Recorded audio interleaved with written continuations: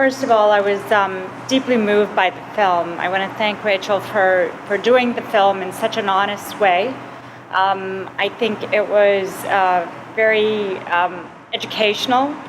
And, you know, the one thing that, quote that I just can't get out of my head right now, and even though we may want to talk about it later, is, you know, the reluctancy of so many in our society to call something a hate crime when it very much looks like, smells like, feels like a hate crime. In 1921, in Tulsa, the police had the most up-to-date weaponry that was available. They had submachine guns, which were new at that time.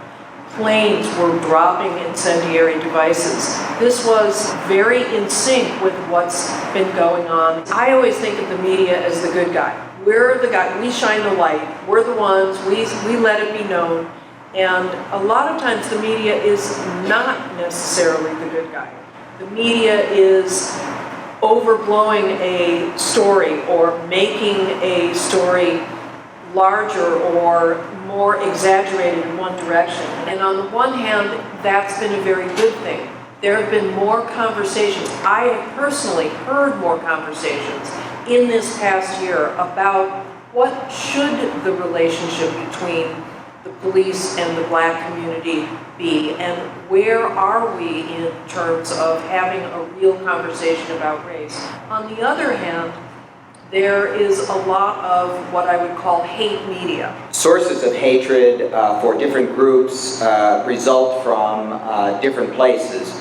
People who have an abiding hatred for the Muslim community, the source of that is going to come from a variety of places that might be different than people who carry a hatred for the Jew. The silos, the communities that stay among themselves and never leave and talk to themselves and perpetuate ideas that really harbor below the surface a sort of a disdain for other people, that other people are to blame for their problems, or a sort of being cranked up by their own talking to themselves.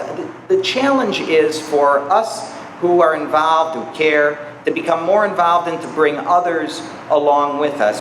And I can say to all of you that nothing affects policing more in this nation than race relations. And we also believe that those relationships need to be authentic.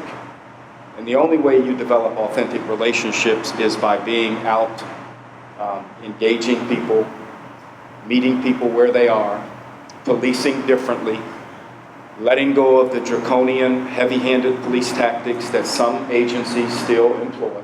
And we don't have problems when you respect the community enough to include them in everything that you're doing and own up to your mistakes when you make them. You have to hold your people accountable.